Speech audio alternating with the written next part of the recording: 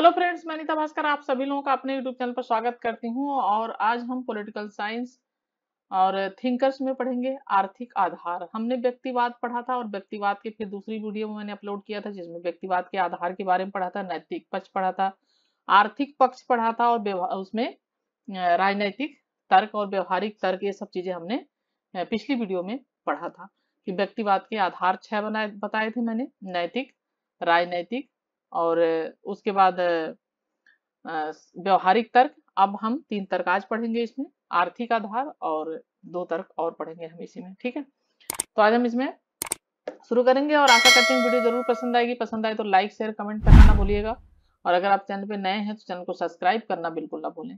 ठीक है, चैनल को सब्सक्राइब जरूर कर लें, बेल आइकन जरूर प्रेस कर दें जिससे नई वीडियो की नोटिफिकेशन आपको मिलती रहे। ठीक है, तो चलिए शुरू करते हैं। एडम स्मिथ, रिकार्डो तथा मार्शल जैसे अर्थशास्त्रियों ने व्यक्तिवाद को, ठीक है, आर्थिक आधार पर व्यक्तिवाद का समर्थन किया है। उनके अनुसार व्यापार व उद्योग अधिकतम फलते फूलते हैं यदि उन्हें निजी उद्यम पर छोड़ दिया है। तो इनका क्या कहना है, इसमें एडम स्मिथ आते हैं, रिकार्डो, मार्शल जैसे जो अर्थशास्त्री थे। ठीक है, मार्शल के बारे में आपने पढ़ा ही होगा, जानते होंगे, अर्थशास्त्री थे। तो मार्शल जैसे जो अर्थशास्त्री थे और स्मिथ थे, एडम स्मिथ थे, ये सब अर्थशास्त्री थे जिन्होंने क्या कहा कि अगर व्यक्तिवाद को आर्थिक आधार पर, इन्होंने क्या किया, आर्थिक इसका समर्थन किया और उन्होंने कहा कि व्यापार और उद्योग जैसी चीजें जो भी होती हैं वो अधिकतम रूप से तभी उनमें लाभ होता है जब उनको निजी तरीके से छोड़ दिया, यानी उन्हें निजी उद्यम पर उनको छोड़ दिया जाए। ठीक है, एडम स्मिथ ने अपनी पुस्तक वेल्थ ऑफ नेशंस में व्यक्तिवाद का आर्थिक आधार पर क्या किया है, समर्थन किया है, जो कि अत्यंत सबल है।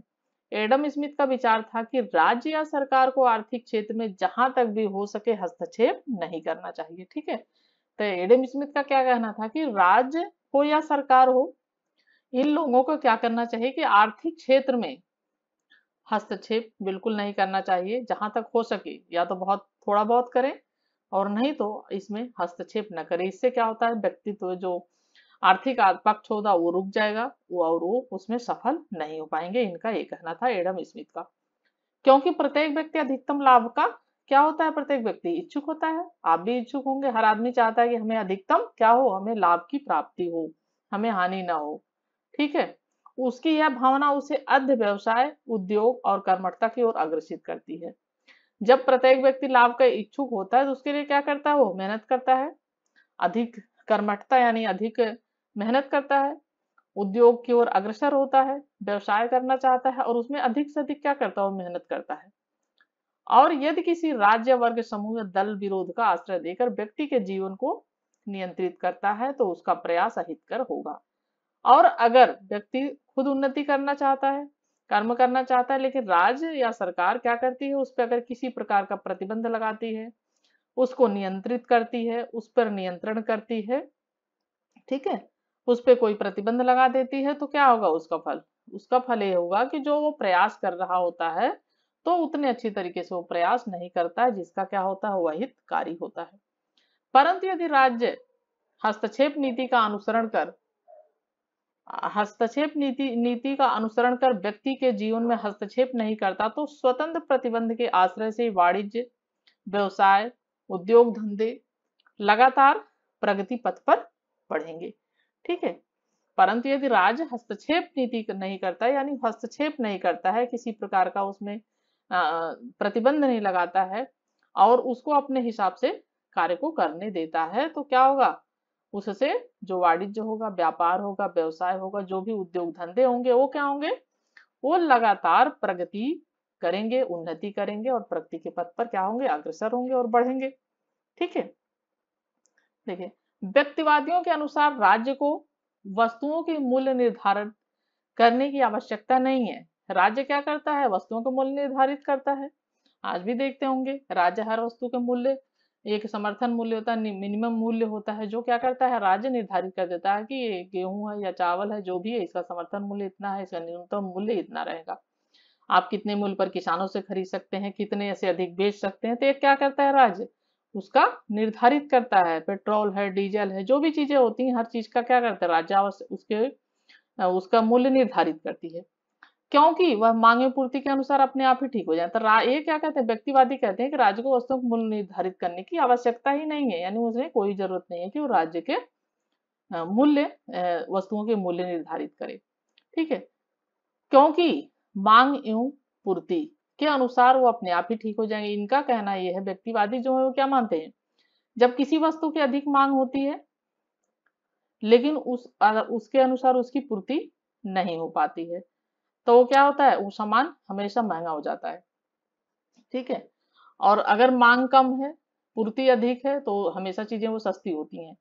अगर पूर्ति अधिक है और मांग कम है उसकी तो सस्ती होंगी, लेकिन मांग अधिक है और पूर्ति उसकी नहीं हो पा रही है, और तो उसके बाद क्या होता है, वह उसके दाम जो है वो मांग अधिक होने पे बढ़ जाते हैं। ठीक है, तो इसका कहना है कि जो मांग और पूर्ति का नियम होता है अर्थशास्त्र में, तो वो क्या होगा, वो अपने आप ही ठीक हो जाएगा अगर राज्य उसमें हस्तक्षेप नहीं करती। यानी जैसे सरकार ने पेट्रोल के डीजल के दाम बढ़ाए फिर घटाए या जो भी है, तो ये सब चीजें क्या होगा कि मांग और पूर्ति के अनुसार अपने आप ही घटते बढ़ते रहेंगे। इसके लिए आवश्यकता नहीं है कि सरकार उस पर प्रतिबंध लगाए या सरकार उसको उसके मूल्य निर्धारित करे।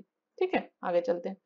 व्यक्तिवादियों के अनुसार वही सरकार सबसे अच्छी होती है जो व्यक्तियों के आर्थिक क्षेत्र में कम से कम हस्तक्षेप करती है। तो इनका मानना है कि सरकार वही अच्छी होती है जो व्यक्ति जो भी आर्थिक व्यापार करना चाहता है उसमें कम से कम वो हस्तक्षेप करे, कम से कम पक्षपात करे, कम से कम नियंत्रण करे। इसी विषय में केरनर ने कहा है कि लेसेस फेयर की कल्पना है कि व्यक्तियों के हित भौतिक रूप से समान है, जो एक हितों के लिए सर्वोत्तम है पर दूसरों के लिए भी वो क्या है, सर्वोत्तम है। क्या कहना है कि व्यक्तियों के जो हित होते हैं, सबके के हित होते हैं, एक तरीके से समान माने जाते हैं भौतिक रूप से। ठीक है, जो भौतिक संसाधन होते हैं वो सभी के लिए समान होते हैं, किसी के लिए कम किसी के लिए ज्यादा नहीं। एक तरीके से मानना है कि जो भौतिक संसाधन होते हैं सभी के लिए समान होते हैं। ठीक है, और सबके हितों के लिए वो सर्वोत्तम होते हैं, ऐसा नहीं है कि दूसरों के लिए ना हो। ठीक है, तो एक हितों के लिए अगर सर्वोत्तम होते हैं दूसरों के लिए भी वो उतने ही सर्वोत्तम, उतने ही उत्तम होते हैं, उतने ही आवश्यकता के के संसाधन होते हैं। व्यक्ति अपने हितों की इस भावना से जानता है कि उसके हित दूसरों के हित से मिलते हैं, तो व्यक्ति को भी अच्छी तरीके से पता होता है कि जिसमें हमारा हित है अगले व्यक्ति का भी उसमें हित है। और भय के अभाव में व्यक्ति उसका अनुसरण करेंगे, तो उन्हें पता होगा तो क्या करेंगे, उनके अंदर डर पैदा होगा कि हमें अगर आवश्यकता है तो किसी और को भी उतनी ही उस संसाधन की आवश्यकता है, तो वो क्या करेगा, उसका अनुसरण करेगा।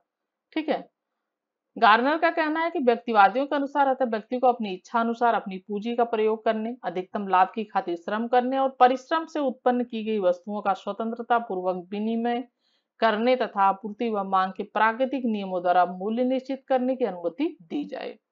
गार्नर कहते हैं कि व्यक्तिवादियों के अनुसार अतः व्यक्ति की अपनी इच्छा अनुसार, यानी जो व्यक्ति की अपनी इच्छा हो, आपकी जो इच्छा हो, उसको अपनी पूंजी, जो उसके पास पूंजी होती है, वो उसका धन होता है जो उसके पास, उसका क्या करे, वो अधिकतम लाभ वो प्राप्त करने के लिए उतना ही अधिक श्रम करे, मेहनत करे, उतना ही अधिक वो परिश्रम करे, और जो उत्पन्न की गई वस्तुओं का स्वतंत्रता पूर्वक विनिमय, यानी बेचने, खरीदने, इन सब चीजों के लिए व्यक्ति को क्या करना है, स्वतंत्र होना चाहिए।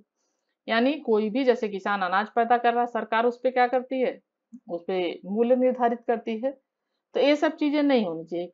जैसे अगर सरकार किसान अनाज उगा रहा है तो उसे ही अधिकार होना चाहिए कि हमें कितने में बेचना है, कितने में हमें क्या करना है और इसकी कैसे विनिमय करना है और हम कैसे क्या करें। तो ये कहना है व्यक्तिवादियों का, और ये गार्नर यही कहते हैं कि उसको विनिमय करने और आपूर्ति कितनी करनी है, मांग कितनी है, ये सब नियमों का मूल्य निश्चित करने की अनुमति उनको खुद ही दी जाए, यानी वो अपने मूल्य खुद ही निश्चित करें। ठीक है, ऐसा नहीं है कि सरकार उस पर प्रतिबंध लगाए या सरकार उसके मूल्य निर्धारित करे कि इतना मूल्य इसका, प्राइस इसका इतना होना चाहिए। ठीक है, चलिए अब पढ़ते हैं व्यवहारिक तर्क। अंत में व्यक्तिवाद का सिद्धांत वास्तविक अनुभव की दृष्टि से भी सार्थक है। यह मानव मनोविज्ञान के अध्ययन बल से प्राप्त करते हैं। यह निम्न सूत्रों पर आधारित है। प्रथम क्या है, हर व्यक्ति समान रूप से दूरदर्शी होता है, यानी दूर तक सोचने वाला होता है, आगे तक की सोचता है। हम आज के भविष्य बारे में नहीं चिंता, प्रेजेंट में हम नहीं रहते हैं, हम क्या करते हैं, हम कल की चिंता करते हैं, भविष्य की चिंता करते हैं, हमें कल की चिंता होती है। ठीक है, आज तो हमने खाना खा लिया लेकिन हमें कल की भी चिंता होती है, हमें कल क्या खाना है, कहाँ से हम इसका इंतजाम करें। तो इसका कहना है कि हर व्यक्ति समान रूप से क्या होता है, दूरदर्शी होता नहीं। हर व्यक्ति दूर भविष्य के बारे में सोचता है, प्रेजेंट से वर्तमान के बारे में जितना सोचता है, लेकिन वर्तमान से अधिक वो भविष्य के बारे में सोचता है, यानी कल के बारे में वो चिंता करता है। तथा जो वह कहता है उसे जानने की क्या करता है, वो क्षमता भी रखता है। अगर वो चाहता है ऐसा, तो उसको जानने की, उसको समझने की, उसको उसके अंदर क्षमता भी होती है। दूसरा पॉइंट क्या है कि हर व्यक्ति में उसे पाने की समान क्षमता होती है, यानी हर व्यक्ति पाना चाहता है। जैसे आप चाहते हैं कि हमें सरकारी नौकरी, दूसरा व्यक्ति भी यही चाहता है, दूसरा स्टूडेंट भी यही चाहता है कि हमारी सरकारी नौकरी लगे और हमें अच्छे पद मिले, हम अच्छा पैसा कमाएं, हमें अच्छा वेतन मिले। तो ये क्या होता है कि हर व्यक्ति उसे पाने की समान क्षमता रखता है जो वह चाहता है, और सभी को पसंद की क्या है, समानता भी प्राप्त है। ऐसा नहीं है कि हमें ये पसंद नहीं है तो अगले को दूसरा पसंद है, तो सबको क्या समानता भी इसमें होती है। तीसरी बात है महत्वपूर्ण कि सभी व्यक्तियों की आवश्यकताओं की संतुष्टि को समग्र रूप में समुदाय के कल्याण के रूप में सर्वरूप माना जा सकता है। ठीक है, यानी सभी व्यक्ति की जो भी आवश्यकताएं हैं उसको संतुष्ट करने के लिए समान रूप से समुदाय के कल्याण को क्या है, समुदाय के कल्याण के लिए समरूप यानी समान माना जा सकता है। ऐतिहासिक अनुभव दर्शाता है कि जिन कार्यों को व्यक्ति कर सकता है वह कुव्यवस्थित हो गए जब राज्य पर उन्हें छोड़ दिया गया। तो इनका क्या कहना है कि ऐतिहासिक अनुभव यानी हिस्ट्री यह अनुभव बताता है, दर्शाता है कि जिन कार्यों को खुद व्यक्ति खुद करता है वो तो ठीक है, वो कार्य अगर उसमें व्यक्ति लाभ प्राप्त करता है, सफल होता है, लेकिन जो काम वो सरकार उस पर नियंत्रण करती है और उस पर सरकार पर छोड़ दिया जाता है, राज्य पे छोड़ दे दिया था, तो वो क्या कुव्यवस्थित हो गया, यानी वो व्यवस्थित नहीं रहे। जबकि व्यक्ति खुद करता है उसे तो व्यवस्थित तरीके से उस पे करता है। ठीक है, जब उन्हें राज्य पर छोड़ दिया गया। इन सभी तर्कों का सार यह है कि राज्य की न्यूनतम संभव गतिविधि होना व्यक्ति की अधिकतम संभव स्वतंत्रता को सुनिश्चित करने का, बनाने का सर्वोत्तम उपाय है। ठीक है, तो राज्य की जो न्यूनतम यानी कम से कम संभव जो गतिविधि होती है, व्यक्ति की अधिक से अधिक संभव स्वतंत्रता यानी अधिक से अधिक उसको स्वतंत्रता सुनिश्चित करने का, बनाने का क्या है, वह एक सर्वोत्तम उपाय होता है कि राज्य उस पर अधिक से अधिक नियंत्रण ना करे। व्यक्तिवादियों के अनुसार राज्य के कार्य, तो हमने आधार सारे पढ़ लिए, व्यक्तिवाद के 6 आधार थे और हमने 6 आधार पढ़ लिए। व्यक्तिवाद क्या है उसके बारे में जानकारी हमने हासिल कर ली। तो अब हम देखेंगे व्यक्तिवादी के अनुसार राज्य के कार्य क्या है, यानी व्यक्तिवादी के अनुसार यानी व्यक्ति क्या चाहता है कि राज्य के कार्य क्या होने चाहिए। देखिए, विदेशी आक्रमण से रक्षा, विदेशी आक्रमण से राज्य और व्यक्तियों की रक्षा करना, यानी व्यक्तिवादी क्या चाहते हैं कि राज्य का कर्तव्य कितना हो, क्योंकि वो हमेशा चाहते हैं कि राज्य क्या है, व्यक्ति पर अधिक से नहीं, ज्यादा से ज्यादा नहीं, कम से कम नियंत्रण करे, कम से कम हस्तक्षेप करे व्यक्ति के कार्यों में। तो इनका कहना है कि राज्य का कार्य क्या होना चाहिए। तो वो कहते हैं कि विदेशी आक्रमण से राज्य की, व्यक्तियों की रक्षा करना, यानी जो बाहरी आक्रमण होते हैं, विदेशी कोई आक्रमण न करने पाए, उससे क्या करना चाहिए सरकार को, उससे रक्षा करनी चाहिए राज्य की, व्यक्ति की रक्षा करनी चाहिए।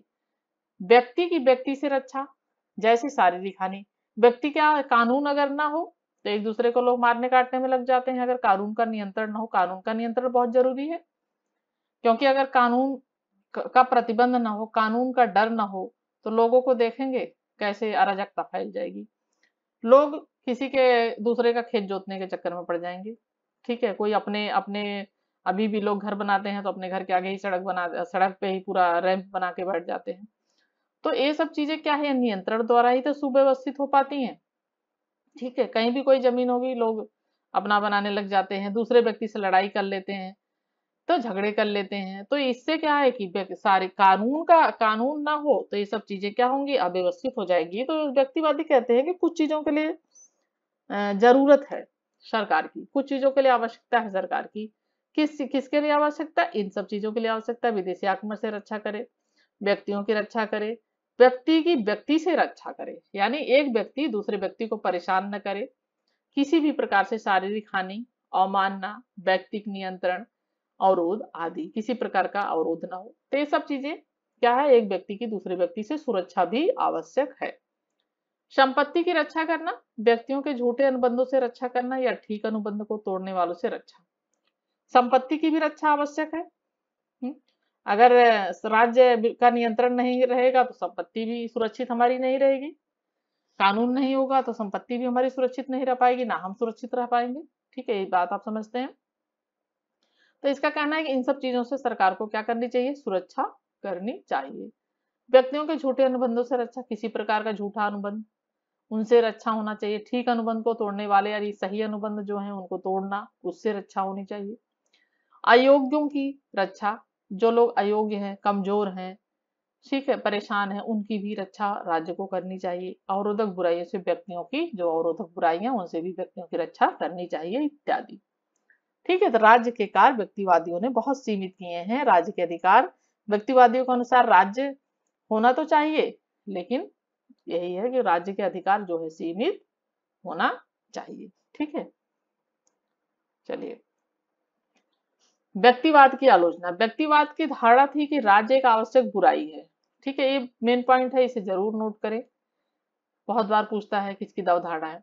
राज्य एक आवश्यक बुराई है, यहीं पे थोड़ा सा अंतर है। अराजकतावादी क्या कहते हैं, ठीक है, व्यक्तिवादी तो कहते हैं कि राज्य एक आवश्यक बुराई है, ठीक है, और जो अराजकतावादी हैं वो क्या कहते हैं, राज्य एक अनावश्यक बुराई। यानी राज्य, ये अराजकतावादी कहते हैं कि राज्य एक अनावश्यक बुराई है, यानी राज्य की आवश्यकता बिल्कुल है ही नहीं, राज्य की जरूरत क्या है, हम अपने आप कर लेंगे अराजकता, क्योंकि उससे ये अराजकतावादी है, अराजकता फैलाना चाहते हैं। इन्हें लगता है कि हम अराजकता के हिसाब से सब कुछ कर लेंगे, राज्य की आवश्यकता नहीं। जैसे कि प्राचीन काल में लोग रहते थे और अपने आप को एक दूसरे से रक्षा करना, अपना नियंत्रण करना, सब कुछ खुद ही कर लेते थे, उन्हें किसी सरकार की, किसी कानून की आवश्यकता नहीं थी। तो अराजकतावादी इस बात का समर्थन करते हैं कि राज्य क्या है, ये अनावश्यक, ठीक है, अनावश्यक बुराई है।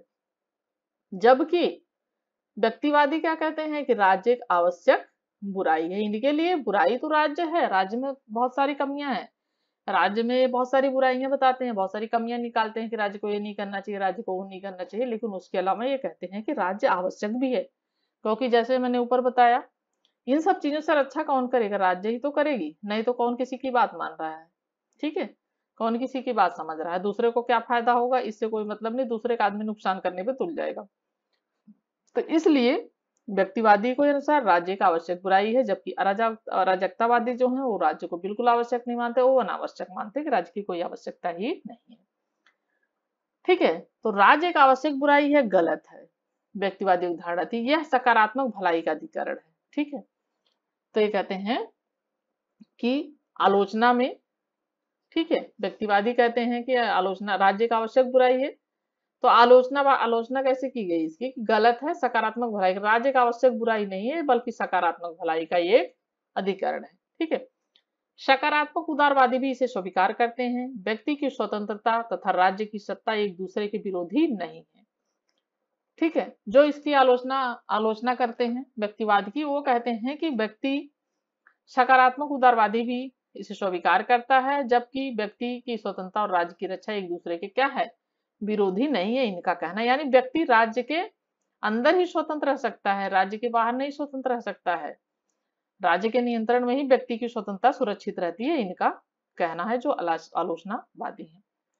यह सार्वजनिक कल्याण का क्या है, एक उपकरण है, और ये दोनों, एक राज्य की सत्ता और व्यक्ति एक दूसरे के विरोधी नहीं है। ठीक है, अरस्तु कहते हैं कि राज्य मनुष्य के जीवन को संभव बनाने के लिए अस्तित्व में आया था।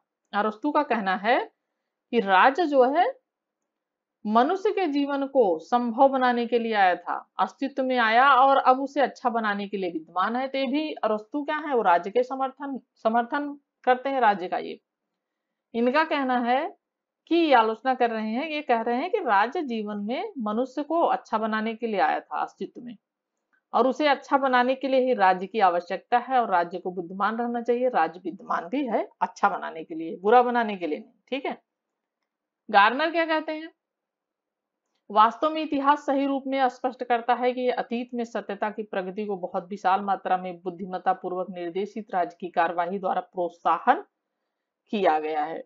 गार्नर कहते हैं कि वास्तव में इतिहास जो है वो सही रूप में स्पष्ट करता है कि अतीत की सत्यता, यानी प्राचीन काल में जो सत्यता थी, उसकी प्रगति को बहुत विशाल मात्रा में बुद्धिमत्ता पूर्वक निर्देशित राज्य की कार्यवाही द्वारा। इनका कहना है कि जो प्राचीन काल में, अतीत में और सत्ता हुई है, उसको विशाल मात्रा में प्रगति हुई है, वो सब बुद्धिमत्तापूर्ण निर्देशित यानी राज्य के निर्देशन में ही प्रगति हुई है और उसी के प्रोत्साहन से, उसी की कार्यवाही से इसको प्रोत्साहन मिला है।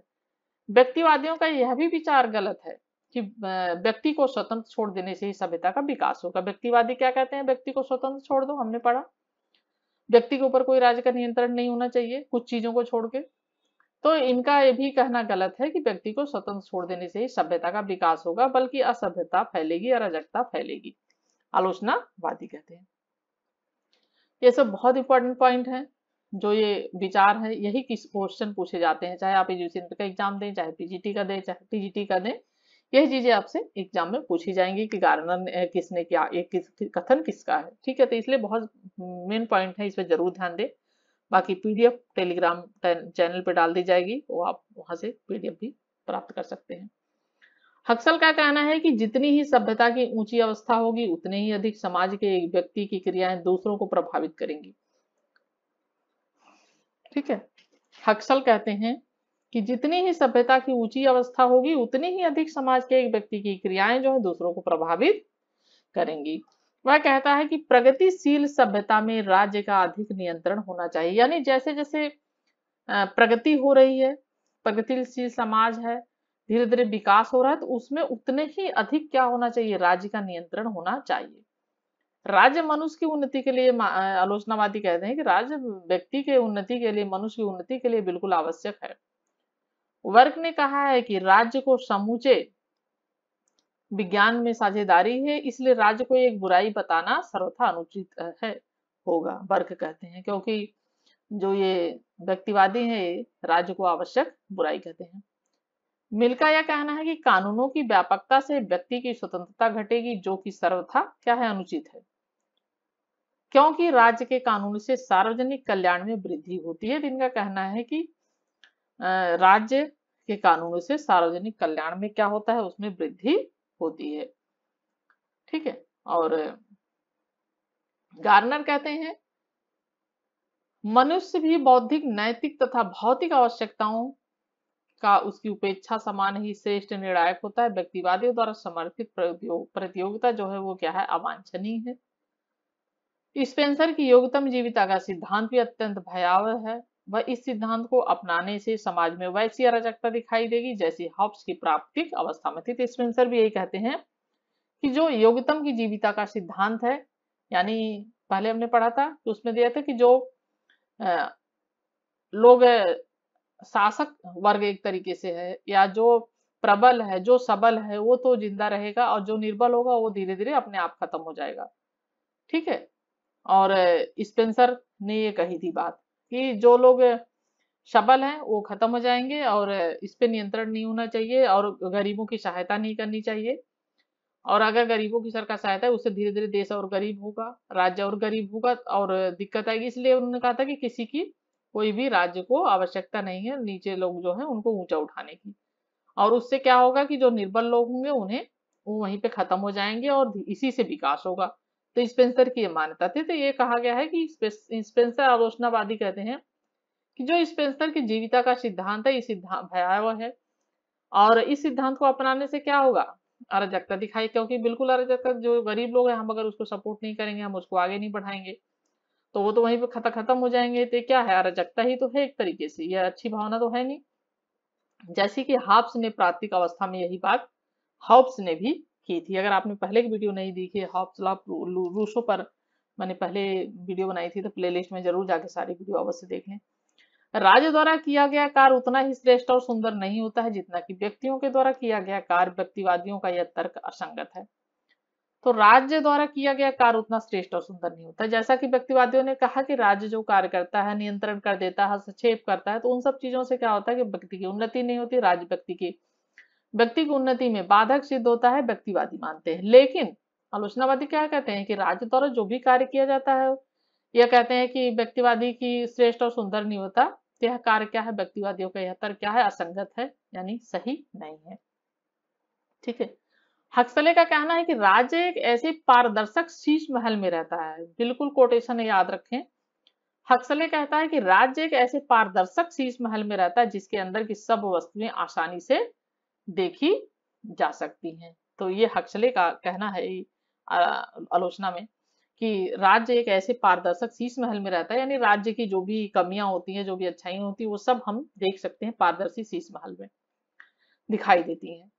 मैकाइवर ने द मॉडर्न स्टेट में कहा है, समाज में व्यवस्था तभी न्यायोचित है यदि वह समाज की आवश्यकताओं की पूर्ति करे। व्यवस्था केवल व्यवस्था की खातिर नहीं होती, बल्कि यह संरक्षण, संवर्धन और विकास के लिए भी है। तो मैकाइवर ने भी अपने पुस्तक द मॉडर्न स्टेट में कहा है कि समाज में व्यवस्था तभी न्यायोचित होती है और जब वह समाज की आवश्यकताओं की क्या करे, पूर्ति करे, जो जरूरतें हैं समाज की उसकी पूर्ति करे। और यह व्यवस्था केवल व्यवस्था की खातिर नहीं होती, बल्कि यह संरक्षण, संवर्धन व विकास के लिए भी आवश्यक है, जरूरी है, मैकाइवर ने कहा है। समाजशास्त्री है मैकाइवर। ठीक है, हमने इतनी सारी चीजें कर ली और हम अब निष्कर्ष पे आ गए। व्यक्तिवाद पढ़ा, व्यक्तिवाद के आधार पढ़ा और 6 आधार हमने पढ़े। उसके बाद हमने आलोचना भी पढ़ी और अब हम निष्कर्ष पे आ गए हैं और यहीं पे हमारा एक चैप्टर जो है खत्म हो जाएगा। उसके बाद हम इसी में पढ़ेंगे आगे आधुनिक जो है व्यक्तिवाद। ठीक है, तो इन निष्कर्ष देख लेते हैं। इन सब के बावजूद कहा जा सकता है कि व्यक्तिवादी ने स्वतंत्रता के मूल्य पर बल देकर मानव की बड़ी सेवा की है। उन्होंने लोगों को सिखाया है कि सार्वजनिक नैतिकता को राज्य के धर्म से, सार्वजनिक सुरक्षा को पुलिस की गतिविधि से, सार्वजनिक धन को राज्य की संपत्ति से भ्रमित न होने दो। उन्होंने व्यक्ति के महत्व, आत्मनिर्भरता, स्वतंत्रता, उद्योग, नैतिकता के क्षेत्र में राज्य की अत्यधिक हस्तक्षेप के कारण हानिकारक प्रभाव को रोकने की कोशिश भी की है। तो जितनी भी आलोचना की गई है उसके बावजूद भी क्या कहा जा सकता है व्यक्तिवादियों के बारे में कि उन्होंने बहुत सारी अच्छी चीजें भी कही है। बेशक उसमें कुछ बातों में आलोचना की गई है, उन्होंने लोगों को यह भी सिखाया है कि सार्वजनिक व्यक्ति को अधिक देखे। व्यक्तिवाद का मतलब क्या है, व्यक्ति को अधिक महत्व दिया गया है। नैतिकता को राज्य के धर्म से, सार्वजनिक सुरक्षा, पुलिस गतिविधि आदि से क्या है, इन्होंने धन इसमें कहा है कि उन्होंने भ्रमित न होने दें। उन्होंने व्यक्ति के महत्व को जो है आत्मनिर्भरता को, क्योंकि आत्मनिर्भर व्यक्ति को ये क्या है कि ये चाहते हैं कि राज्य का कोई नियंत्रण न हो, व्यक्ति जिससे आत्मनिर्भर रहे। तो इन्होंने इन सब चीजों को महत्व दिया है। उद्योग को महत्व दिया, नैतिकता क्षेत्र में राज्य के हस्तक्षेप के हानिकारक प्रभाव को भी इन्होंने रोकने की कोशिश की है कि अधिक नियंत्रण से भी राज्य क्या होगा, तानाशाही का शासन हो जाएगा। अगर राज्य अधिक अंकुश लगाता है तो क्या होगा, वो तानाशाही हो जाएगी। तो इनका सब कहना है कि व्यक्तिवादियों के जो व्यक्तिवादियों ने किया है वह बहुत कुछ व्यक्तिवादियों से सीखा जा सकता है और बहुत कुछ व्यक्तिवादियों ने समाज को दिया है। और ये चैप्टर हमारा यहीं पे खत्म होगा, लेकिन इसी में हम आगे पढ़ेंगे आधुनिक व्यक्तिवाद। ठीक है, ये हमने पढ़ा व्यक्तिवाद, अब हम पढ़ेंगे आधुनिक व्यक्तिवाद नेक्स्ट वीडियो में। और आशा करती हूँ वीडियो जरूर पसंद आई होगी। पसंद आई तो लाइक, शेयर, कमेंट करना ना भूलें। कमेंट अवश्य करें। किसी भी प्रकार की अगर आपको शंका है तो जरूर कमेंट करें, या कुछ पूछना चाहते हैं तो कमेंट करें। और इसी के साथ मैं नीता भास्कर नेक्स्ट वीडियो में मिलती हूँ। Thank you for watching video.